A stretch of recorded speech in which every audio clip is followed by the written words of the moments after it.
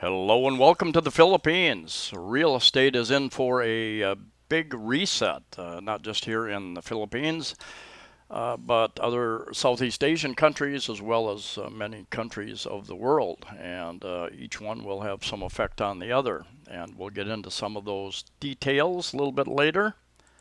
Please honor us with your experiences, your comments, things that you have researched in your part of the world, and because we can all learn from each other. And I've been watching a lot of news shows. I've been listening to a lot of realtors, like Colliers and many other property management companies that come out and discuss the various trends. Many of you have asked me where I thought the real estate market was going here in the Philippines and what kind of good deals you could get. And I'm going to get involved in a discussion about that, and certainly welcome all of your comments as well. I've been here in the Philippines, 3 trips to the Philippines. Basically, I've been here in Cebu City primarily for 5 years. I've been following the real estate market. I'm not a realtor, not involved in buying and selling unless I would do it for a personal purpose. And I'm not giving any legal advice. My disclaimer here. There is a lot of data out there, and I've a lot of it is it's difficult to get data for places outside of Manila. There are a number of property management companies that put together a lot of information about Manila, but it's difficult to get. And then getting current data. And what you get when you see graphs and stuff, it's usually several months old. Back when there was some optimism that the economy would turn around, the economy would open up, start turning around. There are good deals to be had. I met a friend a couple of days ago. He told me that his realtor friend had just rented out a house over on Mactan Island, across from Cebu City, fully furnished, nice 3-bedroom house, would normally rent for 30,000 pesos a month, about $600, and rented out for 15,000, half that amount. I'm sure it was a long-term lease. Even before the virus lockdowns came upon us, about March 2020 here, I'm familiar with a number of subdivisions that had a very high vacancy rate. People bought them, invested in them from different countries, OFWs, overseas Filipino workers, and they're living offshore, different countries, and they're just hoping the value will go up. They can resell or eventually sell them for a decent profit. Now, if you're an owner of rental property, of real estate, of a business, resort, hotel, here in the Philippines and all over Asia and much of the rest of the world, we've been in lockdown basically since the middle of March 2020, and there are no tourists. There are the hotels have no guests unless they're used for quarantine purposes for overseas Filipino workers or the few travelers that are allowed in. If you have an Airbnb, it's sitting empty. The resorts, they're sitting empty. Some will close and close permanently. I saw some statistics. It was already a couple months past, and there's well over, there are thousands of businesses that are closing permanently already, and this was several months ago. The owners of these properties fit in many different categories. The wealthier investors who don't need to sell, they can sit on that for a year or 2 or 5 or 10 years, and they can sit on that property. They don't have to deal. They'll wait until prices change and they get what they want, or they'll just pass it on to their family. I found this interesting comment on a YouTube channel by ANC. It's a news channel here in the Philippines, and the guy commented, they were talking about real estate, that it's a buyer's market, and he says, buyer's market, LOL. I don't care what kind of market you call it. If you don't pay our asking price, we will not sell, period. It's not like the US, basically. We can hold on to this or just pass it off to our family if we don't get our asking price. Maybe that's 10 or 20% of the market of the wealthy who can just sit on that.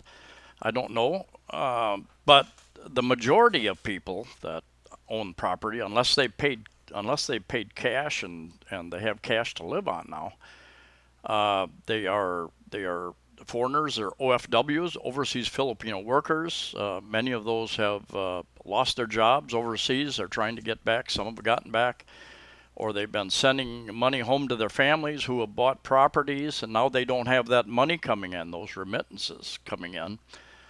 And the banks aren't making money on the remittances. The government isn't making money on the remittance because I think they tax that at a certain level. So there's going to be a lot of motivated landlords who will want to sell and or rent their properties out. And here's some data on overseas Filipino workers' remittances. It's leveled off and dropped off. It actually, I think this last month, it actually increased. And they believe it's because Filipinos are sending back savings that they had to help their families live in the country.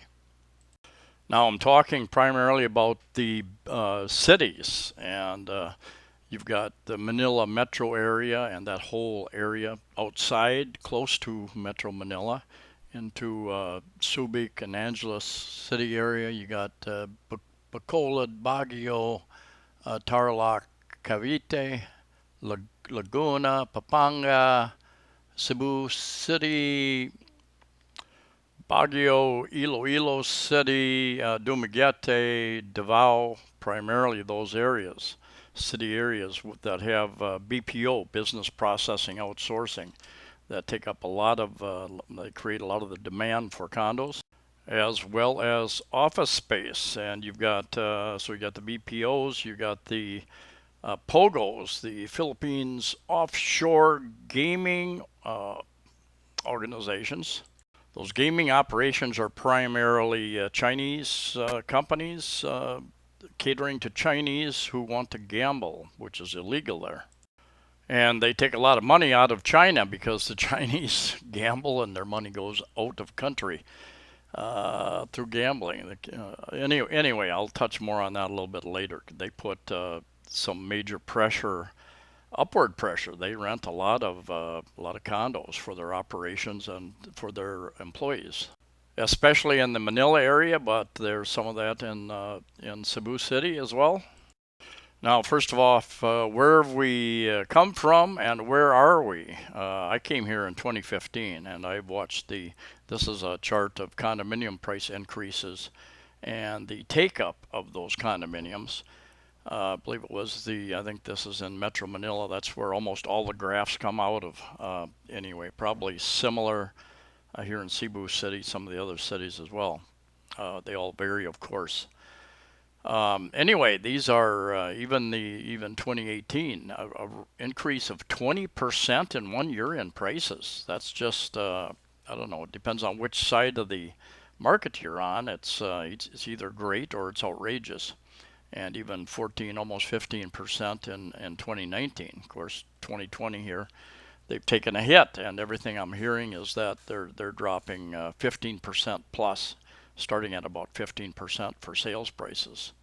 And below that, they're trying to set up easier payment terms, especially for OFWs, overseas Filipino workers, easier ways to put your down payment down, faster ways to get your equity, those types of things, rather than lowering the prices somewhat.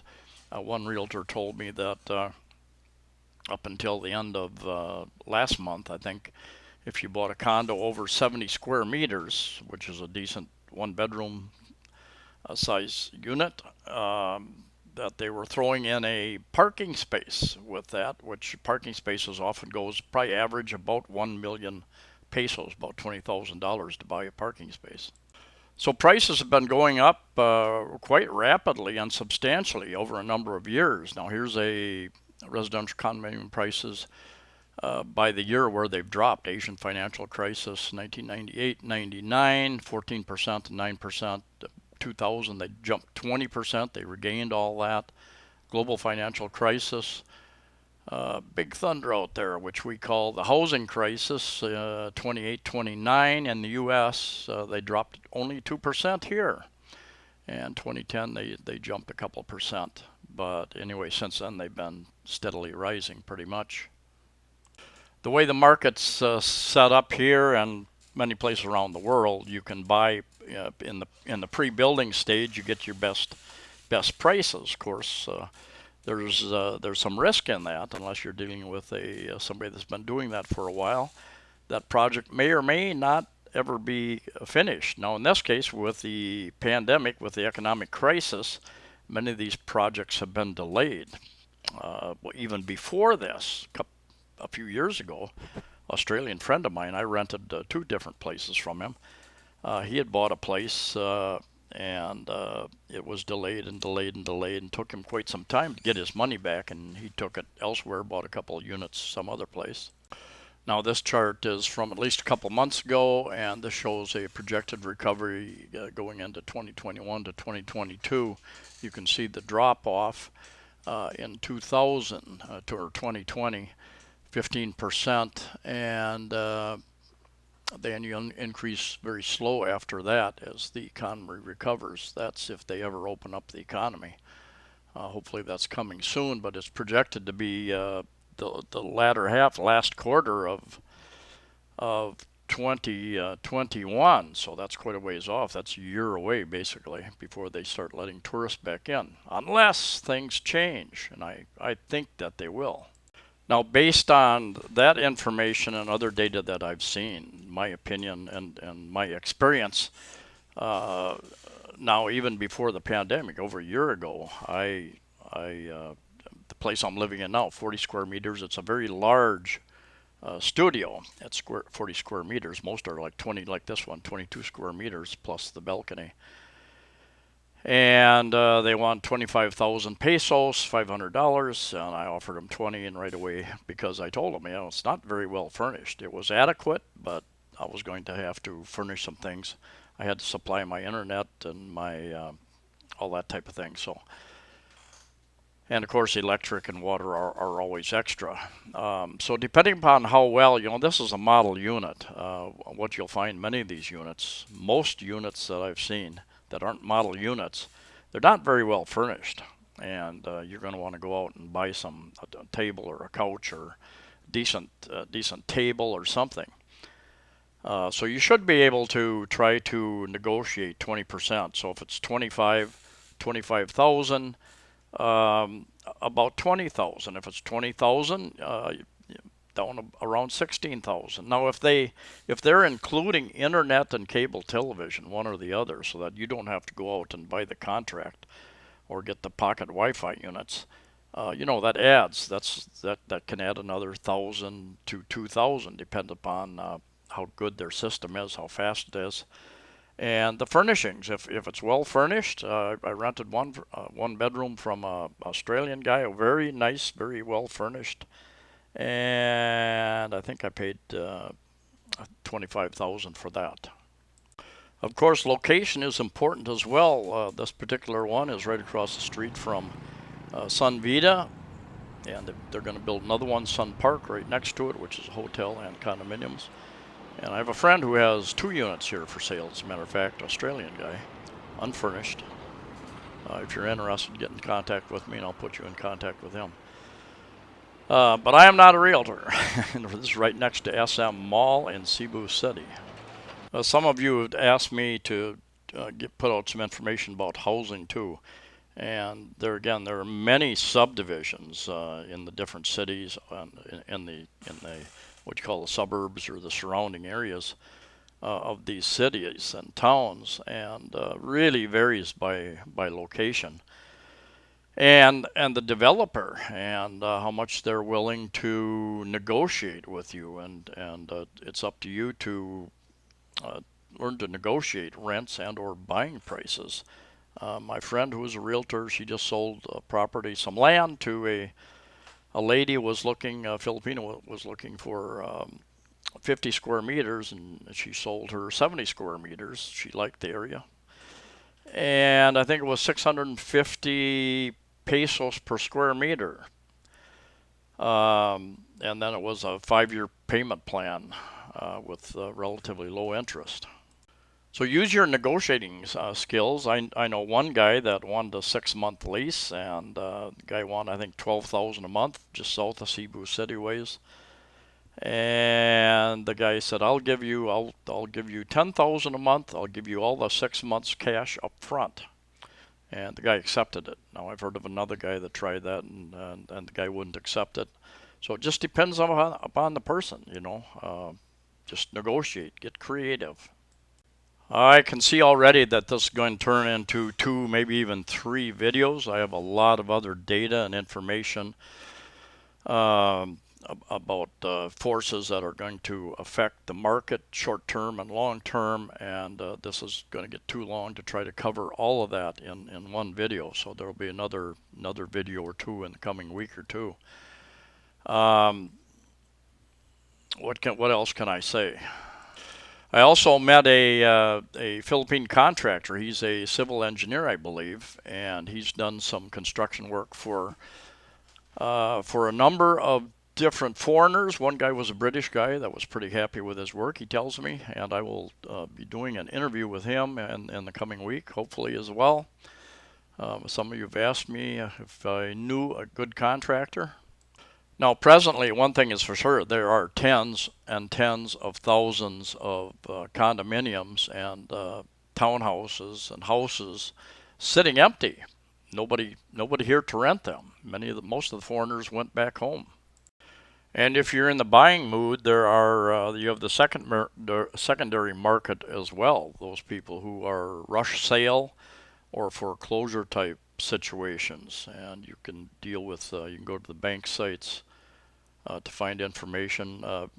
Be very careful about titling and scams. People will be out there trying to sell property they don't own or they don't have titled. I know a fellow here in town.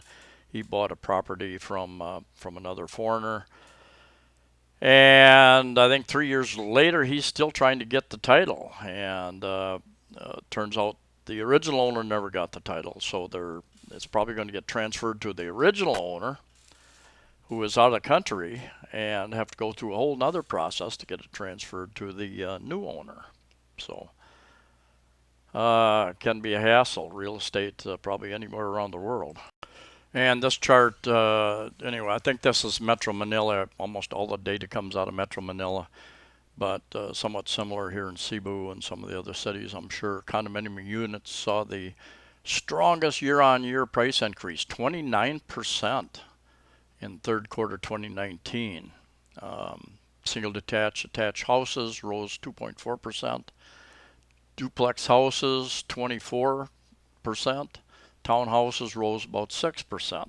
So if the person you're trying to buy or rent from bought in early on where his costs are lower, he has more room to negotiate. If they bought at the top end, the most expensive, then he has less space to negotiate. So knowing when they bought in is important.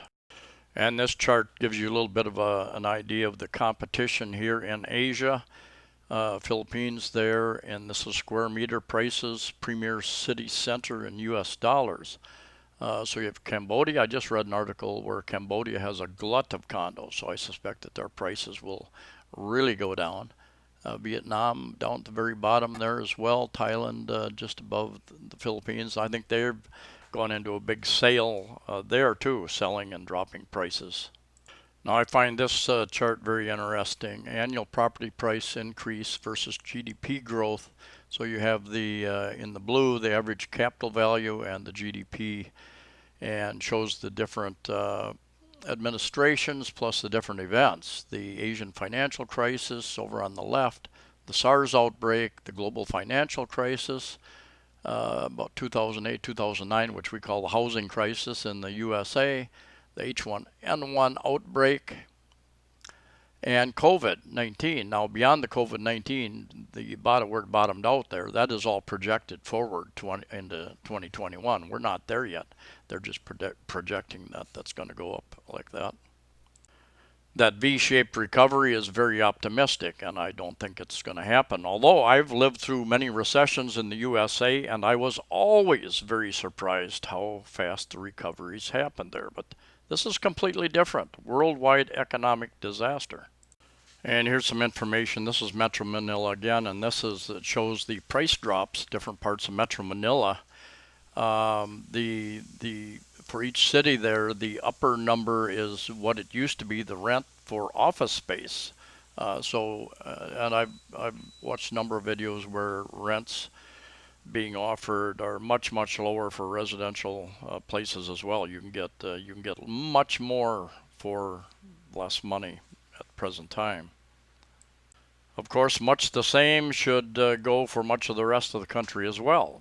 There again, try your negotiating skills.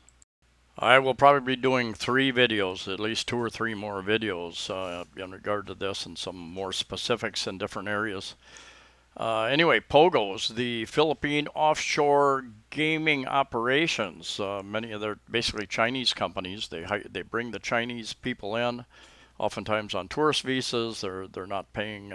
Many of them aren't paying the various taxes that they're supposed to pay. The employees aren't paying the taxes. And many of them are leaving now for lack of business because China is cracking down on the illegal gambling, making it more difficult for Chinese to get their money out of the country. That's what I understand. And so I know one whole tower. I think they bought one whole tower in over on Mactan, Newtown, Mactan Island, and they housed their employees there as well. In fact, I met a Filipino lady that worked there. She spoke Chinese. She eventually quit. She said she was discriminated against. But with them leaving, Manila in particular, and Cebu, and if they're in other cities as well, that's going to loosen up all those in addition, put more downward pressure on prices. 2 or 3 more things real quickly to cover here. And here again, this is Manila. This is monthly rents, residential, Q4 2019. So before the lockdown, gives you an idea per square meter. And start thinking that way, and you can compare prices per square meter. I paid about $550 per square meter one place here in Cebu, and I'm paying $500 per square meter presently for 40 square meters at $20,000 per month. Now, one other thing I've suggested for many years, and a couple people have followed that advice and had good luck with it. Personally, even though it's my advice, I haven't had very good luck with it, and that is try to find a Filipino who will help you find and negotiate, because there is such a thing as a foreigner price, and I've been quoted foreigner price many times. And if you can find a trusted Filipino who will go out and help you, and they are probably the most networked people in the world, so they know somebody who knows somebody who knows somebody with a rental available and for what you're looking for. Now, good chance that the first 5-10 places you look at aren't going to be what you're looking for, but they will probably get a much better price than, well, a great percentage of the time they will be able to find a better price than what if you as a foreigner walking in will be quoted. That's been my experience. Now, I haven't had luck doing that myself, but I know I've given the advice to others, and they've told me it's worked for them. So, and one other thing before I leave. Last but not least, there has been more and more talk about the real estate bubble in many big cities around the world. And you may fit in one of these categories. If these bubbles occur, there may be people bailing out even now in the coming year, selling while they can. And here's a similar chart, a little different format. People bailing out, getting what they can, and using that money to invest in places like the Philippines, Thailand, wherever. So that is another factor, and I will touch on that in another video. That, and then more specifics about some of the places that I found for rent and some of the areas for purchase. I'll go a little more in depth in that. And you just can't do that in a short video. It all takes time to research and time to present it. Anyway, thanks for watching. Please comment and share your thoughts and your experiences. and see you next time.